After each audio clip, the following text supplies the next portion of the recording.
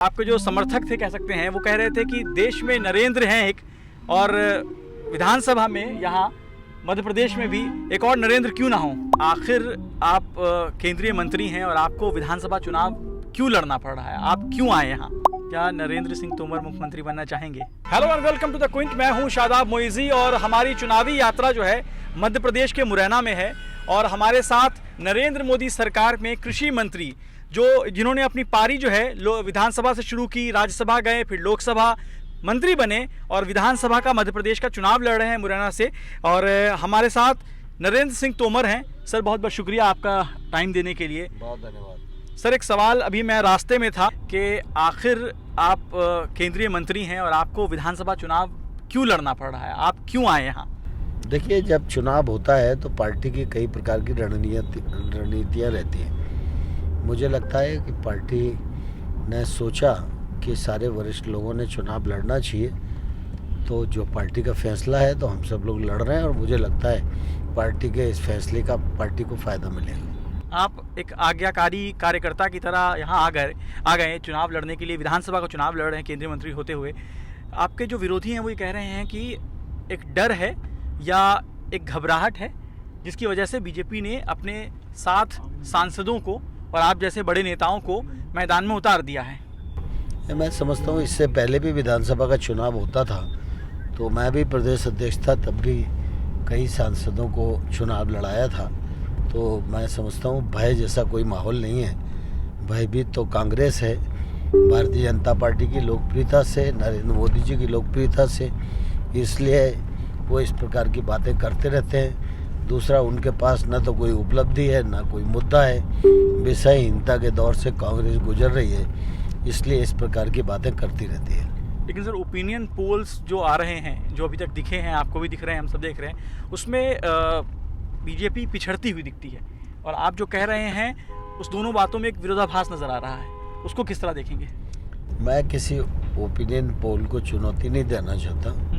वो एक विधा है, उस विधा के माध्यम से भी लोग अपना अपना अंदाज लगाते हैं। लेकिन मैं ज़मीन पर हूँ और मध्य प्रदेश की ज़मीन पर 2 महीने से घूम रहा हूँ और जैसे जैसे चुनाव नज़दीक आ रहा है वैसे वैसे भाजपा के पक्ष में जो लहर बनती जा रही है उसके आधार पर मैं ये कह सकता हूँ कि हम कंफर्टेबली मेजॉरिटी के साथ सरकार बनाने में सफल होंगे। सर आप सरकार बनाने का दावा कर रहे हैं, आपकी सरकार अभी है भी। शिवराज सिंह चौहान कई बार मुख्यमंत्री रहे हैं और उसके बावजूद पार्टी ने अब तक सीएम कैंडिडेट जो है एक उम्मीदवार का ऐलान नहीं किया, तो उसको आप कैसे देखेंगे फिर? अगर इतना कॉन्फिडेंस सब कुछ है, फिर कभी कभी पार्टी की रणनीति रहती है, कभी उचित लगता है तो पार्टी फैसला करती है। और अभी तो हम छत्तीसगढ़ में भी कोई मुख्यमंत्री कैंडिडेट घोषित नहीं किया, राजस्थान में भी नहीं किया, मध्य प्रदेश में भी नहीं किया। लेकिन मध्य प्रदेश में शिवराज सिंह चौहान हमारे मुख्यमंत्री हैं और इसलिए अभी कोई मुख्यमंत्री का विचार हो इसकी ज़रूरत नहीं है। जब चुनाव हो जाएगा तो पार्टी की प्रक्रिया के अनुसार जैसे पहले भी मुख्यमंत्री बनते रहे वैसे बनेंगे। क्या नरेंद्र सिंह तोमर मुख्यमंत्री बनना चाहेंगे? नहीं, मैं समझता हूँ, मैं तो भारतीय जनता पार्टी का कार्यकर्ता हूँ। पार्टी मुझे जो काम देती है मैं उसको करने की कोशिश करता हूँ कि अच्छे से उसे कर सकूँ। मैं मुख्यमंत्री की रेस में पहले भी नहीं था और आज भी नहीं हूँ। लेकिन कहा तो यही जा रहा है कि सर जिस तरह से सीनियर लीडर्स को लाया गया है, आपका एक बड़ा नाम है, पार्टी में आपका बड़ा कद है, आप एक मंत्री हैं, तमाम चीज़ें हैं, आपका एक्सपीरियंस है, उसको देखते हुए भी आपको एक तरह से, मैंने इस पहला शब्द जो शुरुआत किया था अपने सवाल का कि देश में नरेंद्र और मध्य प्रदेश में भी नरेंद्र क्यों ना हो, इस सवाल के लिए आपकी जो लोग हैं वो भी समझना चाह रहे हैं। तो कहीं ना कहीं तो आप इस रेस में हैं, आप कहें ना कहें। नहीं, मैं समझता हूँ कि इधर दिमाग दौड़ाने की ज़रूरत नहीं है। 17 तारीख को मतदान है और मतदान में सबको भाग लेना चाहिए और भारतीय जनता पार्टी जीते और सरकार बनाने का मार्ग प्रशस्त करना चाहिए। दिमनी सीट पर सर त्रिकोणीय मुकाबला की बात हो रही है। आपके सामने दंडोतिया भी हैं, आपके जो गिरिराज जी थे उनको टिकट नहीं दिया गया और उनकी जगह पर आपको टिकट दिया गया। उसका कोई नुकसान दिखता है आपको? लोग कह रहे हैं कि नाराज़गी है पार्टी में इस तरह से टिकट नहीं दिया गया उनको। नहीं, मैं समझता हूँ ऐसा कुछ भी नहीं है। भारतीय जनता पार्टी के सभी कार्यकर्ता मिलकर काम कर रहे हैं। स्वाभाविक रूप से लोकतंत्र है तो सभी पार्टियां चुनाव लड़ती हैं। त्रिकोणीय मुकाबला कई बार होता है तो अच्छा ही है त्रिकोणीय मुकाबला। आप किसको मान रहे हैं अपना कंटेंडर कि आपके सामने कौन है? नहीं, मैं समझता हूँ कांग्रेस से लड़ाई होगी। कांग्रेस से आपकी लड़ाई होगी। सर, आप कृषि मंत्री हैं, इसलिए कृषि मंत्री होने के नाते आपसे ये सवाल बनता है कि अभी जब हम रास्ते में तो हमारे कुछ लोगों से बात हुई, यहाँ के कुछ जो किसान थे उनसे मुलाकात हुई, तो एक बात हुई कि जो उर्वरक है उसके लिए उनको परेशान होना पड़ता है, लंबी लाइनें लगनी पड़ती हैं। एक सवाल और आया कि जो बाजरे का जो खेती है, बाजरे के जो किसान हैं, उनको उसका जो समर्थन मूल्य है, न्यूनतम समर्थन मूल्य, वो नहीं मिलता है। ये इस तरह की बातें हो रही है और आप यहीं से आते हैं, फिर क्या कहेंगे आप? नहीं, देखिए दरअसल क्या है, फर्टिलाइज़र की कोई कमी कंट्री में नहीं है। कभी कभी वितरण व्यवस्था में नीचे ऊपर होता रहता है। सारे लोगों को फर्टिलाइज़र मिल रहा है। नरेंद्र मोदी जी जब से बने हैं तब से बिना लाठीचार्ज के और बिना झगड़े के फर्टिलाइज़र की उपलब्धता है, और हमने किसान पर एक पैसे का भी बोझ नहीं आने दिया। सारा बोझ सरकार ने अपनी ओर लिया। 2.5 लाख करोड़ की सब्सिडी फर्टिलाइज़र पर किसान के हक में दी जा रही है। जहाँ तक बाजरे का सवाल है, तो बाजरा हम लोग खरीदते हैं। इस बार चूँकि चुनाव चल रहा है इसलिए वो व्यवस्था नहीं बनी होगी, नहीं तो राज्य सरकार जब सहमति देती है तो फिर बाजरा खरीदा जाता है। सर, 2000, क्योंकि आप कृषि मंत्री हैं, फिर मैं ये सवाल आपसे इसलिए कर रहा हूँ कि 2017 से लेकर 2021 कह लें आप, करीब 5 साल का जो वक्फा है, 5 साल में करीब 1200 जो किसान हैं उन्होंने आत्महत्या किया है। और ये मध्य प्रदेश की मैं बात कर रहा हूँ।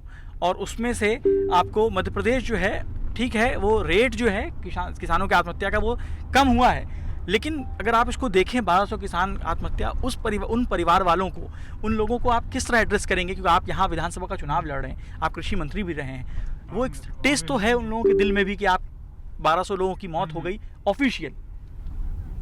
देखिए, एक बात मैं आपको बताऊं, मृत्यु तो किसी की भी हो दुखद है, और जहाँ तक किसानों की मृत्यु का सवाल है तो मैं समझता हूँ कि इसका विश्लेषण भी करना चाहिए और अनुसंधान भी करना चाहिए। मैं आपके आंकड़े से कतई सहमत नहीं हूँ। सर, ये आंकड़ा मेरा नहीं, आपका ही राज्यसभा में दिया हुआ है, मतलब संसद में दिया हुआ है। नहीं, ये गृह मंत्रालय का आंकड़ा होगा। हाँ, गृह मंत्रालय का आंकड़ा होगा, उसमें सुसाइड की संख्या होगी। जी, मैं सुसाइड की बात। हाँ, सुसाइड की संख्या होगी, लेकिन खेती और किसानी के कारण सुसाइड हो वो इस श्रेणी में आएगा। कोई भी सुसाइड इस श्रेणी में नहीं आएगा। मैं आपको कहना चाहता हूँ, आप तो 15 नाम छांट लो, मेरे साथ चलो, अपन चलते हैं, किसानों से बात करते हैं कि भाई उस किसान की कौन सी मजबूरी थी।